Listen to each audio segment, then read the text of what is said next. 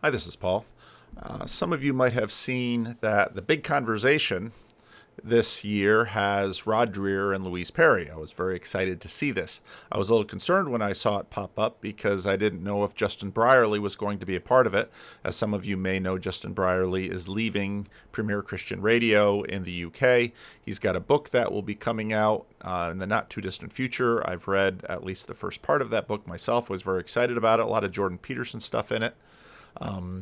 But he's starting a new podcast, and it'll be very interesting to see. I should probably see if Justin would like to come on the channel. I'd like to probably just do it, give him the randos treatment and really hear his story, and then hear some of what he's learned and what he's sort of planning on doing. And I'll probably send him a note and invite him to do that. So then when I started this video, I was super happy to see that Justin was still on it, because Justin has become a master of facilitating these kinds of conversations. And I've been a Dreher fan for years, and I met Louise Perry in the UK at a dinner after the Tom Holland event with Tom Holland, and Glenn Scrivener had Louise Perry there, and her book has made quite the waves. If you want to read a really good treatment of the book, I can't think of it right now, Substack. Richard Beck's Substack, Experimental Theology. He has a 25-part series. His postings are usually pretty short on Louise Perry's The Case Against the Sexual Revolution, and I thought it was absolutely terrific. Beck is a terrific, he's sort of a post-progressive theologian. And so I've been really impressed by Louise Perry's work. She's got a YouTube channel and a podcast now. And so this conversation, watch the whole thing.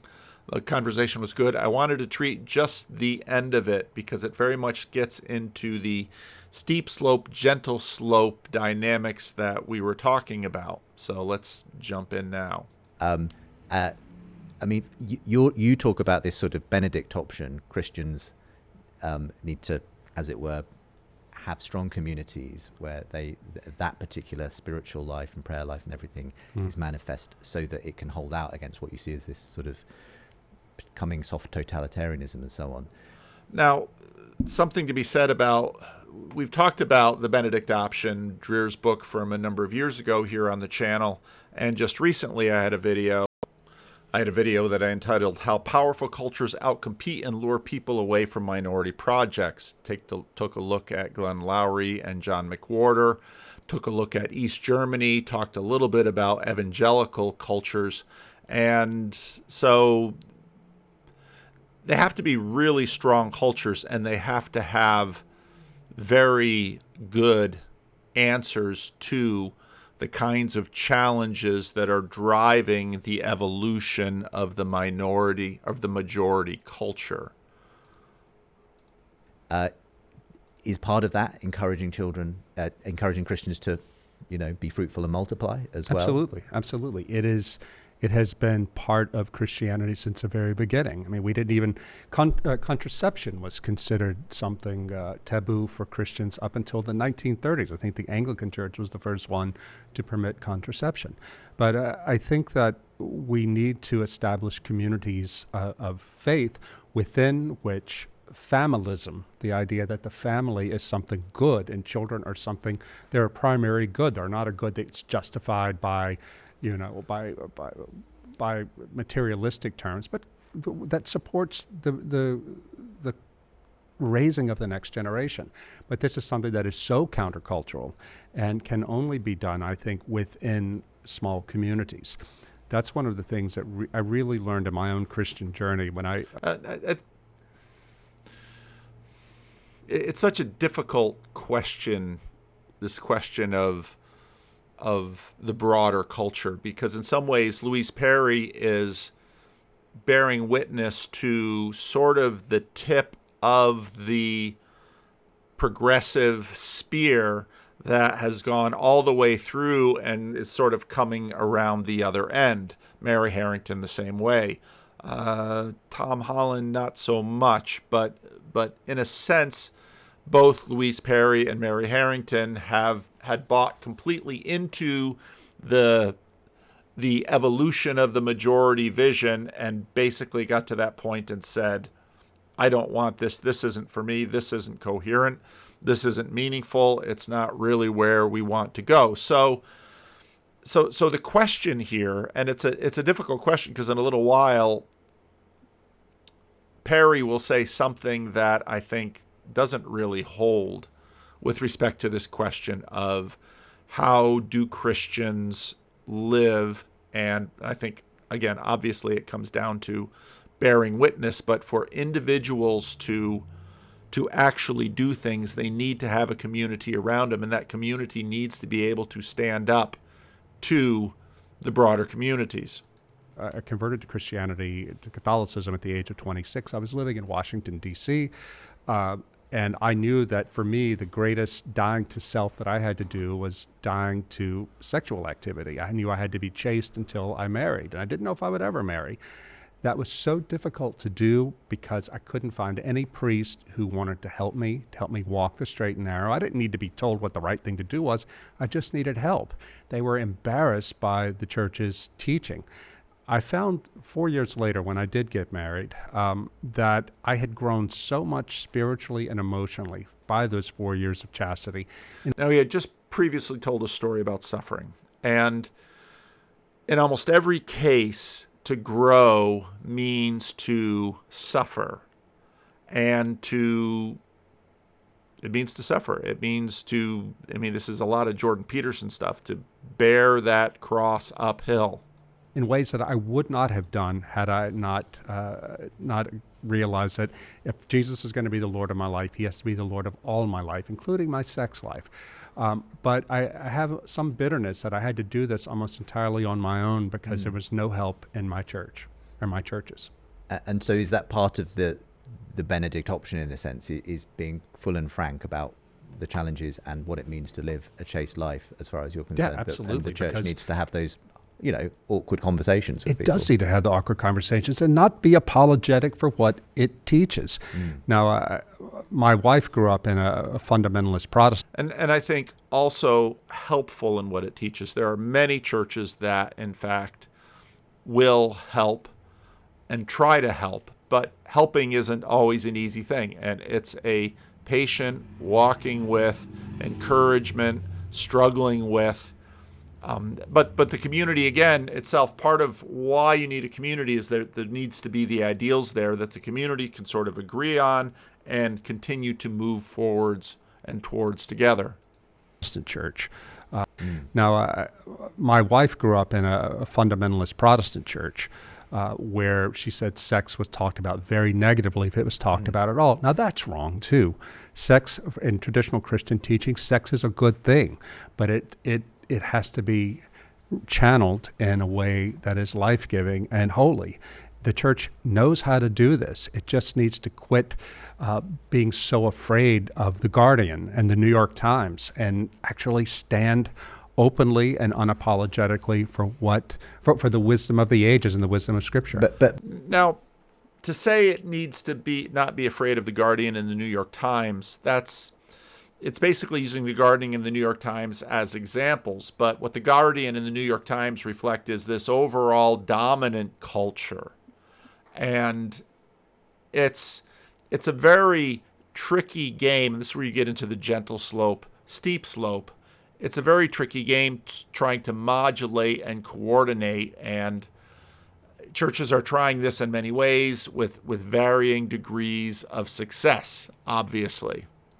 very often, most people will think, especially here in the UK, but I'm sure in parts of the US as well, the problem with the church is it's always seen to have been, anti this, anti that, prudish and reactionary and so on. And this is why Justin is so good at what he does. He nicely gives voice to the reality beyond the interview and brings it in and asks the guests challenging questions. And to hear Rod saying, well, we need to actually embrace the distinctives of the Christian sexual ethic, a lot of churches and Christians might run a mile from that and say that's not the way to engage the culture, saying we stand against this, we should, thou shalt not, and so on. I mean, and this is where, again, Louise Perry, this is what gives this conversation the dynamism. Now, Rod certainly has gone through his his journey, and he's written about it many times, and what he just said here you can find in many of his writings. So he has passed through that, but where is she? Because she, unlike Rod, he's raised Methodist, he kind of goes out into the big world, and for many people, we touched on this briefly in today's live stream, that the Iraq War and the disillusion, we didn't actually touch on this was in Rod's blog. This from Ross's from Rod's posting today. Starts with Ross Douthat, which I read in my Tucker Carlson. There's been a conservative version of this kind of suspicion. Richard Hofstadter's famous essay, The Paranoid Style of American Politics, was directed rightward. But for a long time after the 1960s, the most influential version of suspicionism was left-wing. It was often the hippies. They didn't trust anyone over 30. It was Noam Chomsky. It was Oliver Stone. It was Michael Moore.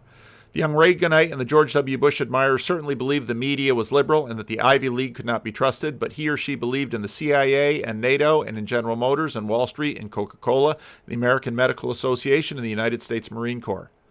So not so for the conservatives who have come of age since the Iraq War. The financial crisis, the Great Awakening, alienated from many more American institutions than their predecessors.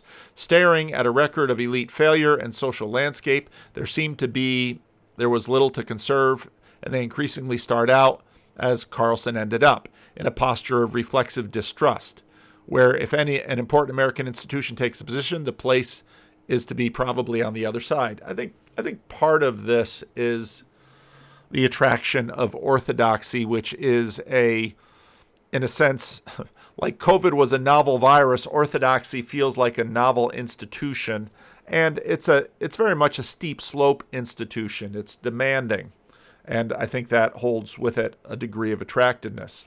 And this is Dreher.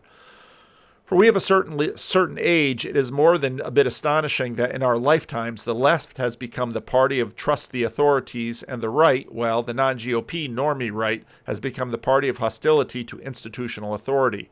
It certainly happened to me. In my case, it began with realizing what a damned lie the Iraq War was, and how the U.S. government, in particular the GOP administration, went along with it. And not only the government, but the entire conservative establishment of which I am a small part as a minority right-wing journalist, with the exception of obstreperous dissenters like Pat Buchanan. Note well that David Fromm, who denounced Buchanan on the cover of National Review as one of the unpatriotic conservatives, is now busy making the very same denunciations of Americans like Senator Mike Lee, who question U.S. policy towards Ukraine. And then it was discovering that the institutional Catholic Church, to which I was devoted, was run by deeply corrupt men, some sexually corrupt, most, though, unwilling to stand against them out of fear. The institutional corruption was so deep and so broad that I lost my ability to believe that my salvation depended on being in communion with them. I not only left behind the Catholic Church, but I left behind my ability to easily trust any religious authority, no matter what confession. Observing from within how my own professional journalism lied to protect their favorite demographic when it came to reporting on Islamic radicalism, homosexual networks among Catholic clergy, and on gay rights caused me to lose faith in journalism. There is still good journalism done, just as there's still work being done by clergy, Catholic and otherwise, and there are Republican politicians who are good men and women fighting the good fight. My point is simply that I lost faith in institutions. The Great Awakening and how thoroughly it captured educational institutions caused me to lose my wavering faith in academia. The woke capitalist gang that bullied the state of Indiana into submission over the Religious Freedom Restoration Act of 2015 made me realize once and for all that big business, on the whole, was the enemy. The utter specious reasoning that brought us Obergefell made me realize that the purpose of the Supreme Court most of the time is to ratify what U.S. elites believe. Discovering on the fall of 2015 that the congressional Republicans had no plans at all for legislation to shore up religious liberty in the wake of Obergefell told me exactly how much how much the faithful can rely on the party most of us vote for, to look out for our interests. In 2019, the Afghan Papers report, which revealed the U.S. politicians, military leaders, and diplomats knew full well that Afghanistan was unsalvageable but kept spending American blood and treasure because they couldn't admit the truth, ruined what faith I still had in the U.S. military and national security establishment. I was a latecomer to write. So he goes through the falling away of his trust. You get the point. Whether you are a person of the left or the right, if you trust the cathedral at this point, I don't know what to say to you except to hope that the scales fall from your eyes in some way. This is why I listen to and value Tucker Carlson, even when I don't fully agree with him. I don't agree with him fully. Who else is at the level or was asking these questions? And I think Kale nicely in our live stream today talked about that level aspect, and he talks about RFK Jr. and so on and so forth. So back to the video. I don't know whether you feel like that's something actually in a counterintuitive way young people, today's generation, might embrace, being given the challenge of a quite traditional Christian sexual ethic, or whether actually it is going to, if people weren't likely to darken the door of a church, they never will, if that's what's being kind of put on offer. Louise, what do you think? The assumption from many British Christians and from the Church of England in general is that, yes, the church has to come to meet the progressive culture, and that liberalising church teachings is the way to get people through the door. I suppose maybe in some circumstances that might be working, but I know a surprising number of young Catholic converts, people who have felt so dispirited by mainstream culture and actually are longing for a more something clearer and more deliberately rigid. Something that doesn't just look like the culture around them in that sense. Yes, and that seems, in other words, more appetite for steep slope, to offer access to the wisdom of the past, to a kind of confidence. Something that calls them out of themselves. Yes. So that, whether or not that's going to appeal to everyone, it probably not. But I think that... What? Everyone is a big group. Just going down through my Substack, Jesus and John Wayne coming in Swahili and Luganda. I have difficulty imagining how that book would be comprehended in Africa. Those of you who are following what I'm doing in my sermons know, I believe the world is messy. I think it's always messy. Steve Skojec, of course, was a trad Catholic who left the faith, and just recently, April 25, had for me, it was now Tripp says I'm just always a missionary. I'm just always a sucker for a broken heart and for a lost sheep, even if they might be a little offended that I think they're lost sheep. But I just really appreciated that they moved back. He's processing his lack of faith journey, how it is right now. He's processing writing. His wife's got a good job, which is a good thing, because he's trying to figure out what he needs to do next. He's just trying to figure his things out. And maybe it's because I'm a pastor, because there's just a lot of walking with people as they're trying to figure things out. In fact, that's, I think, at the heart of the pastoral vocation. And I think that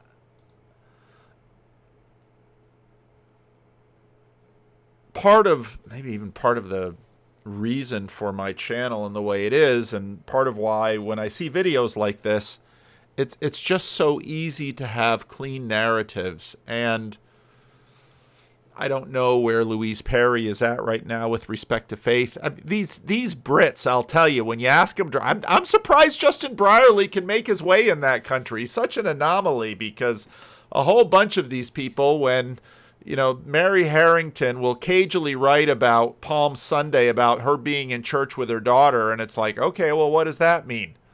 And Louise Perry, I don't know her status. Even Tom Holland, who had this amazing speech that he gave in Romania, and but yet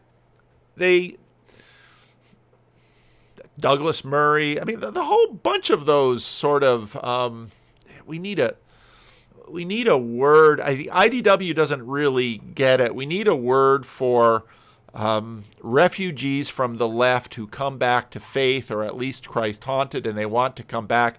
And I'm just a sucker for these people, probably because I'm not there. I'm a border person who sort of understands them, because I had to read C.S. Lewis's Miracles 2 or 3 times a year for a number of years, even as a pastor, just to keep my faith. And I know a whole bunch of you are going to have real answers. Well, Paul, you should go to Orthodoxy. Well, Paul, if you were under the true cover of the Roman Catholic Church. Well, Paul, if you really got into your own confessional roots and read Kuyper and Bavinck more often.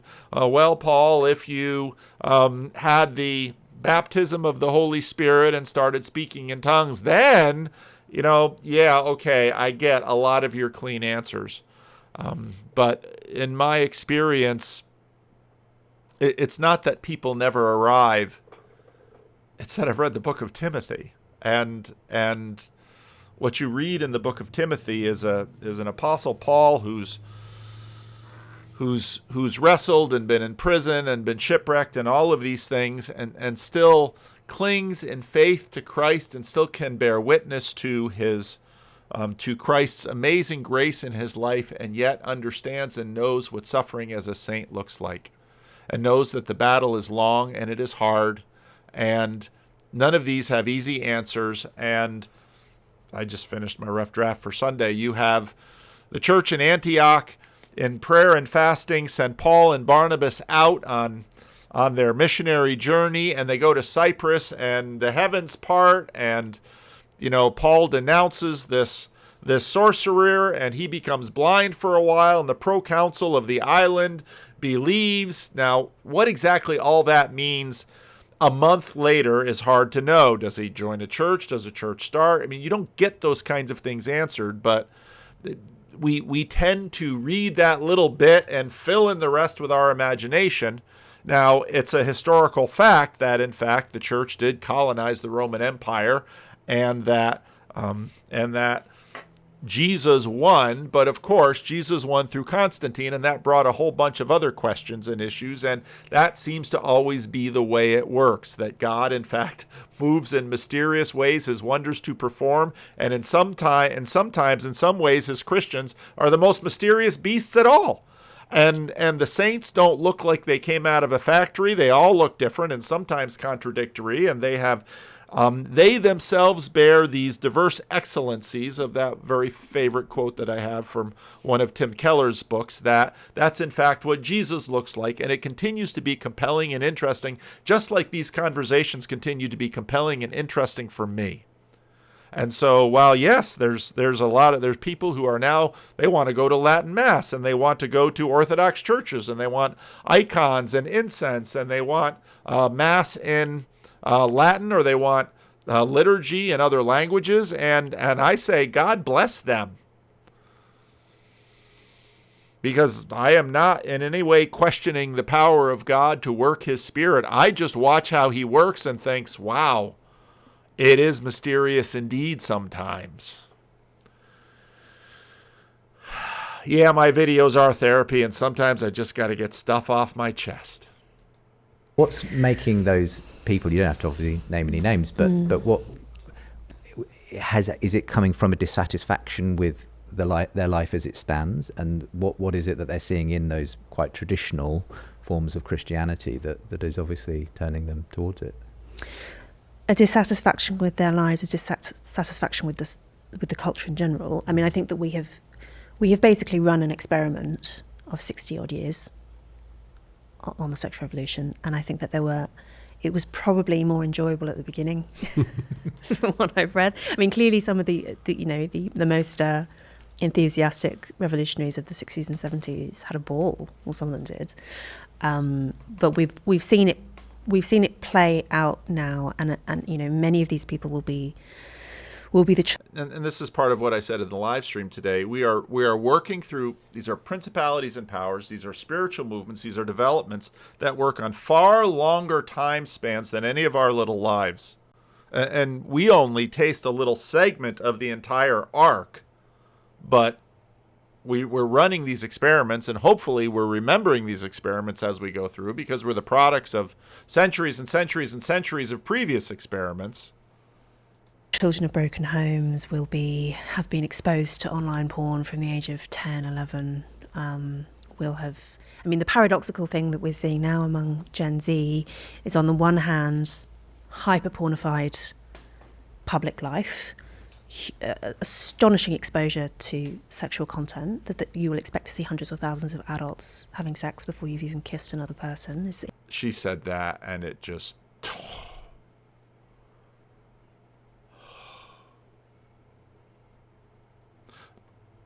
Then again, humans being survived the Roman Empire, the Mayan Empire, the Aztec Empire, the Greek Empire. But that, what she just said there, when she said it, it just was like, bang. Oh my goodness. Oh my goodness. I'm glad I was born when I was born, and to whom I was born. Is now just the standard childhood template. And then on the other, to sexual content, that you will expect to see hundreds or thousands of adults having sex before you've even kissed another person, is now just the standard childhood template. And then on the other hand, we have people having less sex, delaying sex relationships into one's 20s or 30s, not getting married, this withdrawing of the sexes actually, and people having much more unhappily chaste lives, because not chaste for any positive purpose, but chaste just because they can't form meaningful relationships. There was a potential conversation with myself and Sam and a third party about how sex positive or how sex negative was the church fathers. These are difficult conversations and difficult questions, and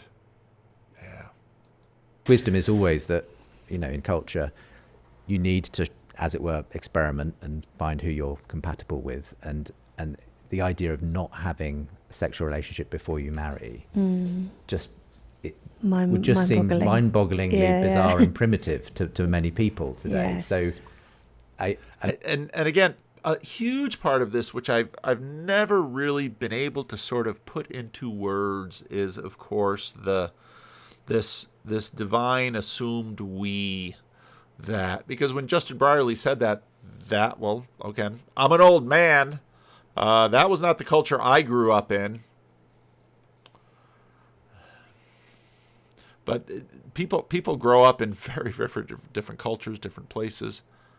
I mean, is there anything you can do to kind of push back on that narrative, if you honestly think that actually people have got that the wrong way around? There's an episode of Sex and the City. I've watched all of Sex and the City for my sins, and it comes up in the book because it's such a cultural lodestone for all of this stuff.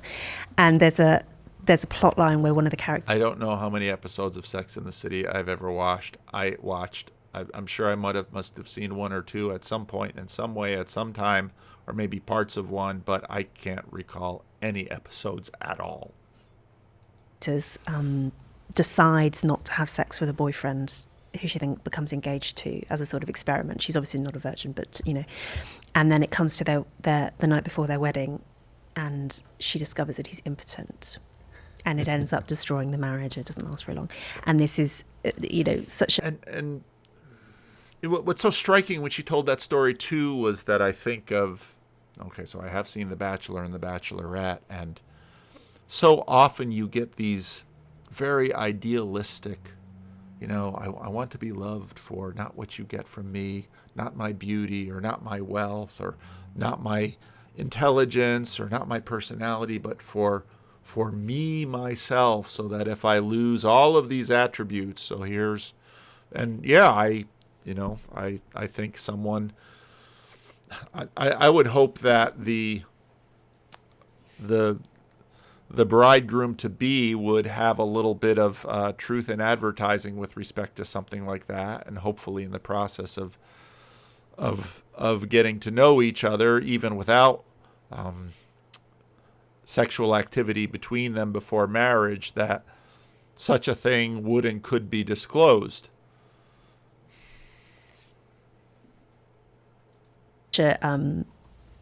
This is the nightmare scenario presented to people for whom the idea of not having premarital sex is bizarrely old-fashioned. I mean, I fundamentally disagree with the idea that sex is a skill that one ought to practice on people. I don't think it's something that you do to another person. It's something you do with another person. I think the idea of, say, quite a common article that you'll see in women's mags is sex tips from sex workers, because the idea being that just having had a lot of sex and having had a lot of partners puts you in the best possible position. I sometimes listen to these things and think, I have lived such a sheltered life. And on one hand, I've talked to real people about the most astounding things in their life, but I've just certain areas of media, or I guess I've never read a lot of women's magazines, but sex tips from sex workers, make sure you get paid and not beat up. I mean, to advise on technique, and if you don't understand it as basically being a matter of technique, then that makes sense. This is the sexual disenchantment view that sex is basically like playing tennis, in which case I suppose sex workers are professional tennis players, and we can, but that clearly just doesn't. No one actually lives as if sexual disenchantment was true. No one actually believes that sexual disenchantment is really true. I think it's a rhetorical device which has become very widely used. And if you go to Richard Beck's Substack on this, I think all of Richard Beck's Substacks are, I hope I can remember to put a link to them in the notes. I think they're all free, so you don't have to pay for them. And he really grabs onto this question of sexual enchantment and disenchantment via Louise Perry, and really fleshes it out well. But people don't behave in that way. People still do clearly feel that sex is different from playing tennis. They care deeply if their partners are unfaithful. They feel joy and distress in relation to their sexual experiences that they don't find in any other part of life. I think that, I mean, in some senses, the sexual re-enchantment process is pushing on an open door because it's what people feel. The issue is just how to frame it in an ideological way that de-Christianized people could accept. All right, let's find that article. So this is part 3 of Richard Beck's treatment of her book. According to Louise Perry, the case against the sexual revolution, sex has become disenchanted, stripped of its special sacred character. Sex is no big deal, so don't get hung up about it. It's just sex after all. As Perry will argue, the disenchantment of sex has relational emotional price, a cost mostly paid by women. Perry making this argument. It is their interest, Hugh Hefner's of the world and playboys like him, to push a particular radical idea about sex that has come out of the sexual revolution and has proved remarkably influential despite its harms. This is the idea that sex is nothing more than a leisure activity invested with meaning only if the participants choose to give it meaning. Proponents of this idea argue that sex has no intrinsic specialness, that it is not innately different from any other kind of social interaction, and that it can therefore be commodified without any trouble. The sociologist Max Weber described the disenchantment of the natural world that resulted from the Enlightenment as the ascendance of rationality stripped away from the sense of magic. In much the same way, sex has been disenchanted in this post-1960s West, leaving us with a society that ostensibly believes sex means nothing. Disenchantment is a natural consequence of the liberal privilege of freedom over all other values, because if you want to be utterly free, you have to take aim at any kind of social restriction that limits you, particularly the belief that sex has some unique, intangible value, some specialness that is difficult to rationalize. But when we attempt to disenchant sex and so pretend that it is this particular act is neither uniquely wonderful nor ultimately violating, then there is another kind of cost, and that cost disproportionately falls on women. And it basically gets into, MeToo with respect to this, because this wasn't actually part 3. I'll see if I can find it in part 4. Links within some of these series are not as good as in some other blog, because basically,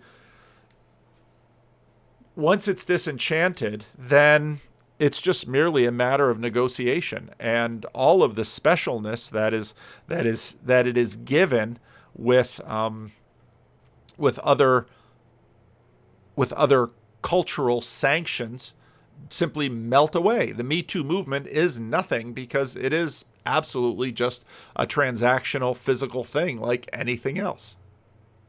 Yeah, it's part 4 that I wanted. Again, to quote from Perry, noting that Perry goes on to describe how many women, even liberal feminists, actually don't believe this is the case. There's an odd, confusing, and even dissonant conversation going on about sex among women. On the one hand, sex means nothing. On the other hand, sex is really unique. To illustrate this, Perry points to the discussion during the 2017 Me Too movement. She writes, liberal feminists do seem to recognize the disproportionate impact of disenchanted transactional sex upon women, as demonstrated by the popularity of the Me Too movement. This outpouring of rage and sorrow is evidence in a sexual culture that wasn't working for women. The story that came out of Me Too included plenty of unambiguous criminal behavior, but there was a lot of women who described sexual encounters that were technically consensual, but nevertheless left them feeling terrible because they were being asked to treat as meaningless something they felt was meaningful. The boss who expects sexual favors as a condition of promotion, or the date who expects a woman to put out when he pays for dinner, are both more than willing to accept the principle of sexual disenchantment and thus view sex as meaningless product to be exchanged in the free market. Concerning the Me Too cases where bosses and superiors asked for sexual favors, there was an intuitive recognition that asking for sex from an employee was not at all the same thing as asking them to do overtime or make coffee. Everyone knows that having sex is not the same as making coffee. And when an ideology of sexual disenchantment demands that we pretend otherwise, the result can be a distressing form of cognitive dissonance. The liberal feminists don't have the conceptual framework necessary to resolve this distress. We eventually return to the only solution that liberal feminism has to offer: teach men not to rape. But then what else can liberal feminists advise? They have made the error buying into an ideology that has best served the likes of Hugh Hefner and Harvey Weinstein, his true heir. And from this, they derive the false belief that women are still suffering only because the sexual revolution project of the 1960s is unfinished. Rather, that because it is always inherently flawed. They prescribe more and more freedom and often continually surprised when their prescription doesn't cure the disease. Now back to Richard Beck. Let's follow the chain of Perry's argument. The goal of the sexual revolution was to disenchant sex. Why? Sexual enchantment reduces shame, stigma, and guilt. If sex is meaningless, if it's just sex, then we'll be relieved of any guilt or shame we experience in our sexual lives. This seems like a win. I'd express some nuanced agreement here. As a Christian, I think there is value to recalibrating the stakes of sex in relation to how we approach other classes of behavior. Rich people, for example, don't carry boatloads of shame into church the way pregnant girls do in our youth groups, nor do boys carry the weight of evangelical purity culture the way girls do. The damage Christians have done in shaming sex is incalculable and demands a pastoral and theological response. So I see the desire among Christians in wanting to destigmatize sex. With a heart full of love and the best of intentions, progressive Christians onboard the ideology of the sexual revolution: disenchant sex. This disenchantment solves the problem of guilt and shame. Mission accomplished. But not so fast, argues Louise Perry. The cost of meaningless sex creates a world where sex is now commodified and transactional. I give you X, you give me sex. It's just sex after all. As the Me Too movement shows us, there are sexual waters women now swim in, from the marketplace to dating. Every woman on the first date knows, after the lovely dinner and drinks, that she is very likely going to have to face a transactional expectation at the end of the evening. Her date will ask for sex. It's just sex after all. Now, of course, I haven't dated for over 35 years, and that wasn't the case for me. But again, I was raised in a very different subculture. Now, the response here is that the date shouldn't ask for sex. He's a creeper. But is he? He's seeking consent, is he not? He's asking. He's playing by the rules, which brings us right back to Perry's point.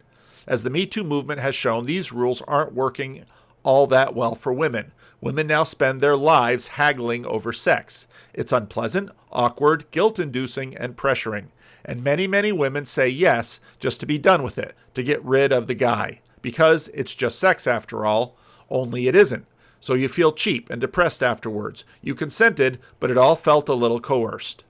Perry's point is that we've created this situation for women. By disenchanting sex, we've created a world where sex is now traded. And because of their sexual psychologies, men do the asking and women face the constant pressure of saying yes. And if it's just sex, after all, why should men feel any shame for constantly asking for something so meaningless and trivial? Can I have a glass of water? Plus, to ask is to seek consent. But more to the point, if it's just sex, why would a woman ever say no?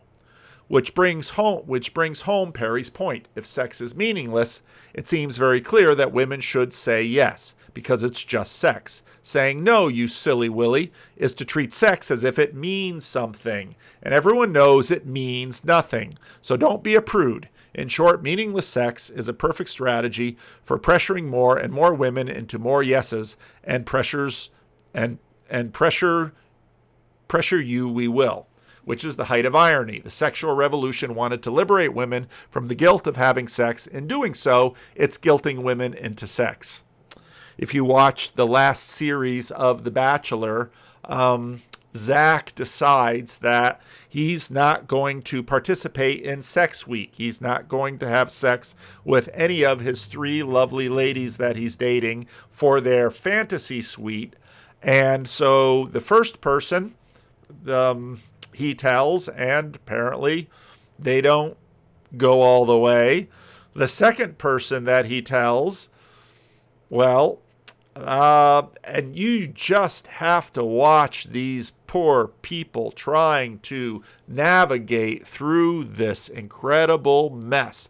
And the third one, who's the one he eventually picked and who all of us sort of suspected she was the one he was going to eventually pick, he had to tell her before the date what exactly, I mean, it was just crazy. It was just torturous, insane, painful. Ugh, just horrible. I'm going to go to a final break, and we'll be concluding the just a future. We've been talking about Christianity, the sexual revolution, and the future of the West here on The Big Conversation today. It's been so good to be joined by Louise Perry and Rod Dreher. We've just got a few more minutes just for some final thoughts, really. So, Rod, we've talked about, can we put this genie back in the bottle? If we do say that culture is going in an alarming direction, what's the solution? It doesn't feel like necessarily everyone becoming Christians is necessarily an obvious kind of thing that will happen, barring some great miracle. I've spoken recently about the fact that a close reading of history will show that even at the height of Christendom, you have church participation up and down. The Protestant Reformation in some ways tries to address Christendom by getting everyone in the church, going, as Charles Taylor says, going from a 2-speed to a 1-speed religion. Of course, before the Protestant Reformation, saints were exemplary Christians. After the Protestant Reformation, we're all saints. And if you read the Apostle Paul, you can see this.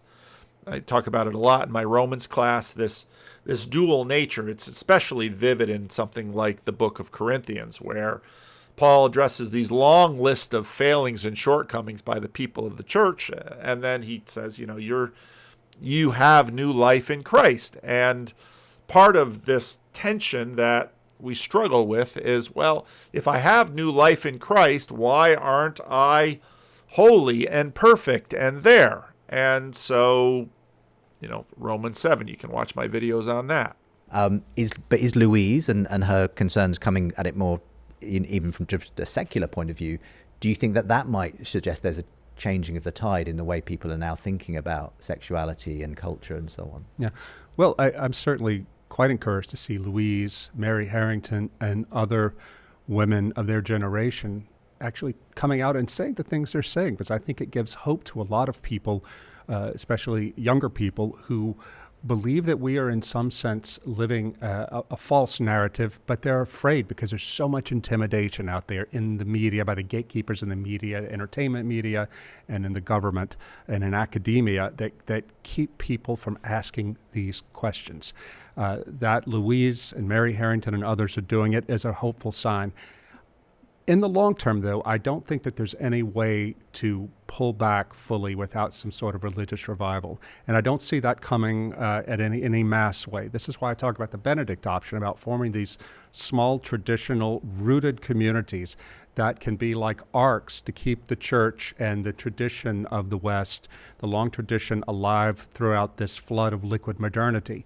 And that will be able in the future to settle down and re-evangelize the world. I don't think I'll live to see it, but I think that's the only hope for us. What do you think the way the future holds?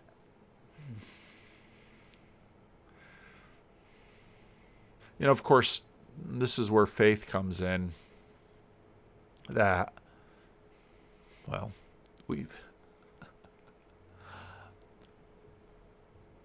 I remember when Louise Perry, an article first came out, and John Van Donk found it first, and he texted me right away and said, "You have to get this woman on your channel." And I said, "No, I don't hunt down celebrities and authors. I'll make special exceptions to ones that I really get interested in, but I don't do that, John. Or you got to talk to this woman when you get to the UK." And as it turned out, Glenn Scrivener got there before me, and I was a chance to meet her. Didn't really get much of a chance to talk to her too much.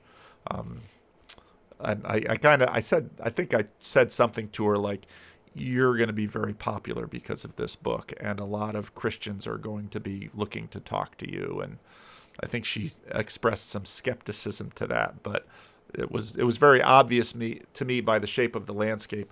Sort of as I said in the live stream today, I'll just say the old song, "This is my Father's world. All nature ring and round me sings the music of the spheres." What are we, back in Aristotle? This is my Father's world. It is. I believe in providence. But how we go forward and how we get there and how God works through these things.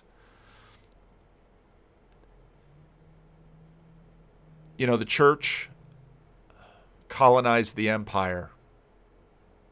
And the church has grown and grown since then. And you know, don't get me wrong, the church faces challenges, enormous setbacks, of course. So much of the Eastern Church was swallowed by Islam, not destroyed, but swallowed.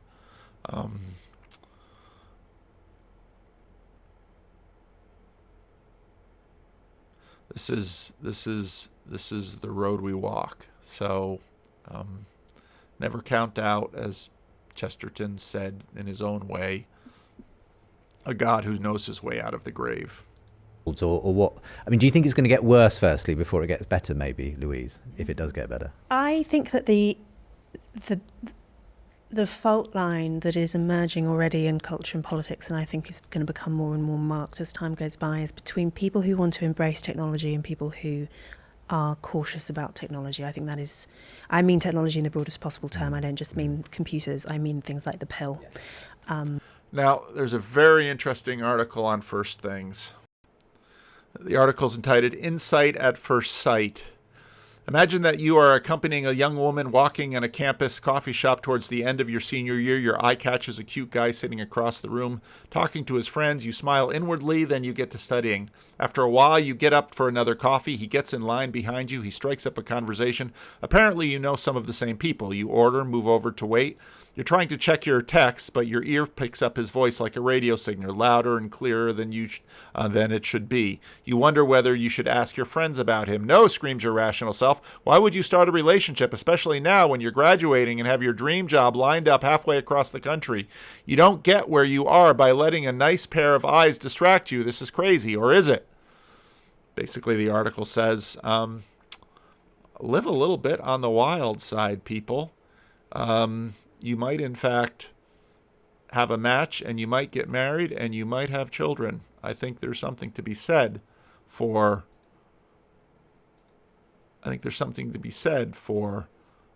Louise Perry's point here. All sorts of medical technology, sex reassignment surgeries are one really radical example of trying to remove this biological hard limits, which have, until so recently, entirely determined human life. And I think do entirely still determine human life, because actually we still essentially have Stone Age brains. We have not on a fundamental level changed as a species, we have just had very, very rapid changes in our material circumstances, which are likely to change still further. I mean, the pill was this radical transformation, which I don't think we've ever really come to terms with. I don't think that we've properly grappled with it on a social level at all. The nature of... And this is part of my argument about thresholds and AIs, that we don't know what we're dealing with until way after we've been dealing with it for a while. Technological change is that the change becomes more and more rapid as time goes by, and I think it is extremely likely that we will have new technology shocks, that we will have new transformations of society. I mean, COVID was one little taste of what might come from a world in which we are vulnerable to disease in ways that we have got used to not being vulnerable to. If we have, say, a world without if we enter a post-antibiotic world, which is a very serious threat, and actually a lot more serious than something like climate change in many ways. It's one of the things I really loved about Tucker Carlson's little YouTube talk that he gave, in that, yes, this relevance realization that we're all running, it's pretty bad. The world is moved. I mean, we are always surprised by history. We are always surprised by history. Now, you'll find some Yahoo somewhere who made a prediction that can sort of align with where things go. But for the most part, this collective consciousness that we keep, or actually this community of collective consciousnesses that are always sort of wrestling and fighting, never get it right. That will have completely transformative social effects. There will be no more sex parties and prostitution, and in a world where we have antibiotic-resistant gonorrhea, which we already have. This is just one example of ways in which our material circumstances could change very suddenly. And I think in those circumstances, it is plausible that we might return to some of the most durable ideologies available to us, which patriarchy. That's what some people. Some people say this. Philip Longman, who's a demographer and a liberal in Washington, has said that the future belongs to those who show up for it. And like it or not, and I don't think he necessarily does, patriarchy came out of somewhere. It's a way of dealing with a world that's more dangerous and a world of great limits. And I think that the liberalism that we all like, and we all, even those of us who vote conservative, we like living in a liberal society, but reality may come back to force us, whether it's antibiotic resistance, whether it's economic loss. I mean, we're talking now at the beginning of the winter. By the time this comes out, we will have gotten through the winter, but I've been told, I live in Eastern Europe, that governments could fall all around Europe because of the energy shortage, because of the Ukraine war. Now, I mean, this is the sort of thing that none of us would have seen coming, but I think we're all a lot more perilous than we realize, and our ability to control the limits is an illusion. Yeah, and this perceived abundance that came out of the post-war period, I think, is almost certainly over, and a feminism, and more broadly a politics that was the result of that sense of abundance, is going to have to change as well. Do you think that might ultimately push people back towards God? Sometimes it is the hard things that ultimately. I mean, I don't think that any sociologist is settled on the cause of de-Christianization. I've always thought, as the mother of a toddler, that drop in infant mortality must have been part of it. People must have been desperate to believe in heaven when they could expect half of their children to die before they reached adulthood. I'm obviously not wishing for that by any means, but it's just an example, I think, of the way in which people find social means to cope with adversity. One quick thing before we go. I was told this past summer in Oxford by an Anglican ordinand that new atheism is dead in his generation. He's 27 years old. He worked in advertising in London before he went to seminary, and he said that he was the only Christian in his office. He said, but there were no atheists. Everybody else in the office was involved in one degree or another with the occult, and there were even 2 active Satanists, open Satanists in the office. Now, this is, as a Christian, that's horrifying to hear, but he said he actually found some hope in it, in that there were people of his generation who were desperate for some kind of transcendence, desperate to connect with transcendence. He thinks, and certainly I do, that they've taken a wrong turn, but the fact that they're not satisfied with materialism and consumerism is to him a sign of potential rebirth. Interesting. Rod Dreher is soft on Satanism. You heard it right there. Well, who knows what the future might hold, but for now it's been fascinating talking about culture, post-Christendom, and Christianity with you, Louise. And Rod, thank you so much for being my guests on The Big Conversation. I wonder who else they're going to have on The Big Conversation. Remember, it was Jordan Peterson. Justin was able to get Jordan at just the right time, and that was a great conversation. It was sort of peak Jordan right after the right after the status rocket. Anyway, so yeah, great. Watch the whole video. I just played the last part of it, but the whole conversation was great. And yeah, I'll put links to some of the things that I read down below. And yeah, let me know what you think. Leave a comment.